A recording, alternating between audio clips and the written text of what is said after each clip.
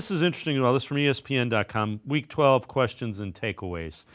For the Browns, will the Browns play spoiler during the stretch run? 4 of its final 6 games come against team with winning record. Cleveland has the opportunity to play spoiler a few more times. Could create optimism heading into the offseason after a disappointing first half. They also say describe the game in 2 words. No quit. 4 days after giving up 21 points in the fourth quarter of a blowout loss to the Saints, their 7th defeat in previous 8 games. Browns delivered a gritty victory at home against division-leading Pittsburgh. Most surprising performance, Jack Conklin held T.J. Watt to just 1 pressure across 24 matchups.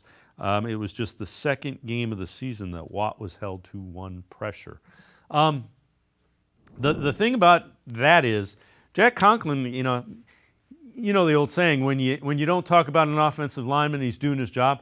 They haven't talked about Jack Conklin since they put him back at starting right tackle. Yeah, I was just having this conversation actually I think after the game on Thursday, so like late last week. Just how impressive Jack Conklin has been.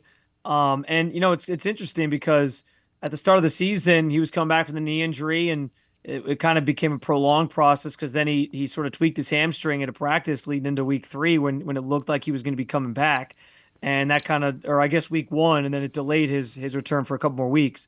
But yeah, like it's his contract is one of these ones that you maybe thought about. Can the Browns get out from it at some point? He's going to be a big cap figure still for another year or so, and they got to start thinking about like how they're going to strip things down and rebuild.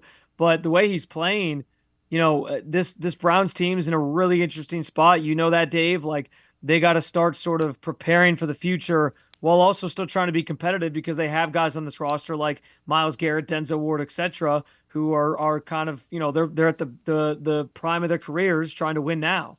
So as they're trying to thread that needle, all of a sudden, like the conversations around Jack Conklin and his contract, I think kind of go away so long as he stays healthy the rest of the year, because it certainly looks like you have a guy at right tackle that can be your everyday right tackle, and that provides some stability on the right side of the offensive line in particular, where you'll have Wyatt Teller, you'll have potentially him, Ethan Posick, but back next year as the center.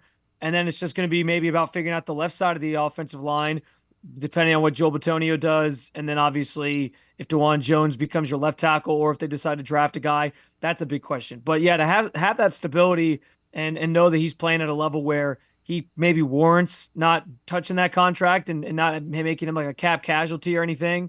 I think that's good news for the Browns as they kind of picture what this thing's going to look like moving into the offseason.